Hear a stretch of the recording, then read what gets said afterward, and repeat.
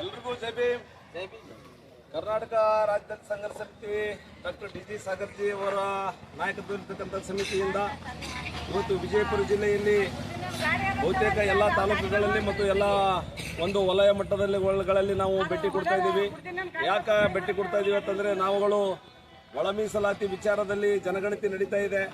ಹಾಗಾಗಿ ಆ ಜನಗಣತಿಯಲ್ಲಿ ಅನೇಕ ಸಮಸ್ಯೆಗಳು ಎದುರಾಗ್ತಾ ಇವೆ.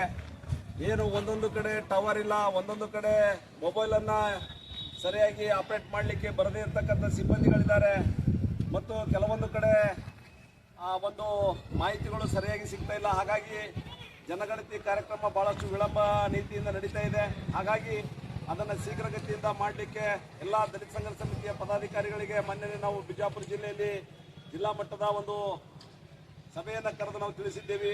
ಆ ನಿಟ್ಟಿನಿಂದ ಇವತ್ತು ತಾಳಿಕೋಟೆ ತಾಲೂಕಿನ ಪೈಕಿ ಕಲಿಕೆರೆ ಗ್ರಾಮಕ್ಕೆ ಬಂದು ಇಲ್ಲಿರ್ತಕ್ಕಂಥ ನನ್ನೆಲ್ಲ ದಲಿತ ಸಂಘರ್ಷ ಸಮಿತಿಯ ಬಂಧುಗಳಿಗೆ ತಲಾ ಒಬ್ಬೊಬ್ಬರು ಕನಿಷ್ಠ ಅಂದರೆ ಒಂದು 50 ಜನಕ್ಕೆ ತಾವು ಮೆಸೇಜನ್ನು ಮುಟ್ಟಿಸ್ತಕ್ಕಂಥ ಕೆಲಸ ಮಾಡಬೇಕು. ಆದಷ್ಟು ತಮ್ಮ ತಮ್ಮ ಜಾತಿಗಳನ್ನು ವಿಶೇಷವಾಗಿ ಬಲಗೈ ಸಮುದಾಯಕ್ಕೆ ಸಂಬಂಧಪಟ್ಟ ಹಾಗೆ ಒಂದು ವಲಯ ಮತ್ತು ವಲಯ ಸಂಬಂಧಿತ ಜಾತಿಗಳಲ್ಲಿ ಅನೇಕ ಜನರು ಇನ್ನೂ ಕೂಡ ಮುತುವರ್ಜಿ ವಹಿಸಿ ಭರಿಸ್ತಾ ಇಲ್ಲ. ಹಾಗಾಗಿ ಹೆಚ್ಚಿನ ಸಂಖ್ಯೆಯಲ್ಲಿ ಬಂದು ತಾವೆಲ್ಲರೂ ಒಂದು ಜನಗಣತಿ ಕಾರ್ಯಕ್ರಮದಲ್ಲಿ ಜಾತಿ ಗಣತಿ ಕಾರ್ಯಕ್ರಮದಲ್ಲಿ ಭಾಗವಹಿಸಬೇಕು, ಕಾರ್ಯಕ್ರಮ ಯಶಸ್ವಿಗೊಳಿಸಬೇಕು. ಇನ್ನು ಕೇವಲ 2-3 ದಿನಗಳು ಮಾತ್ರ ಉಳಿದಿವೆ.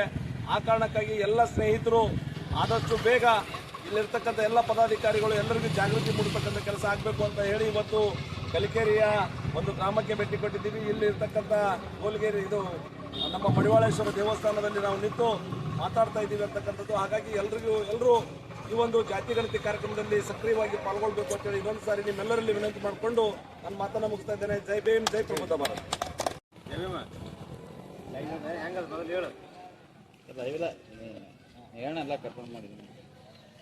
ಜೈ ಭೀಮ್ ಬಂಧುಗಳೇ, ಜೈ ಭೀಮ್ ಬಂಧುಗಳೇ. ಏನಿವತ್ತು ತಾಳಿಕೋಟೆ ತಾಲೂಕಿನ ಕಲಿಕೆರೆ ಗ್ರಾಮಕ್ಕೆ ಬಂದಿದ್ವಿ.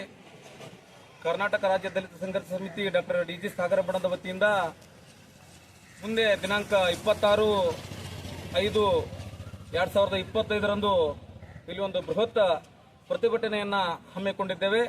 ಕಾರಣ ಇಷ್ಟೇ, ಇಲ್ಲಿ ಕೆಲವೊಂದು ಗ್ರಾಮ ಪಂಚಾಯತಿಯಿಂದಾಗಲಿ ಅಥವಾ ರೈತರಿಗೆ ಹಾಗೂ ಇಲ್ಲಿ ಬಡವರಿಗೆ ಕೆಲವೊಂದು ಅನಾನುಕೂಲಗಳಾಗ್ತವೆ. ಇಲ್ಲಿ ಚರಂಡಿ ವ್ಯವಸ್ಥೆ ಇಲ್ಲ, ಲೈಟಿನ ವ್ಯವಸ್ಥೆ ಇಲ್ಲ. ಹೀಗಾಗಿ ಇಲ್ಲಿ ತುಂಬ ಒಂದು ಸೌಲಭ್ಯ ವಂಚಿತ ಒಂದು ಕಲಿಕೆರೆಯಾಗಿದೆ. ಹೀಗಾಗಿ ಮುಂದಿನ ದಿನಮಾನಗಳಲ್ಲಿ ನಾವು ಏನು ಗ್ರಾಮ ಪಂಚಾಯತಿ ಮುತ್ತಿಗೆ ಆಗಲಿ ಅಥವಾ ಗ್ರಾಮ ಪಂಚಾಯತಿ ಮುತ್ತಿಗೆಯನ್ನು ಹಾಕಿ ನಾವು ಉಗ್ರವಾದ ಪ್ರತಿಭಟನೆಯನ್ನು ಕರ್ನಾಟಕ ರಾಜ್ಯ ದಲಿತ ಸಂಘರ್ಷ ಸಮಿತಿ ಡಾಕ್ಟರ್ ಜಿ ಸಾಗರ್ ಬಣದಿಂದ ಅಹೋರಾತ್ರಿ ಹೋರಾಟವನ್ನು ನಾವು ಹಮ್ಮಿಕೊಳ್ತೇವೆ ಅಂತೇಳಿ ಈ ಮೂಲಕ ನಾನು ಕೇಳಿಕೊಳ್ಳುತ್ತೇನೆ. ಜೈ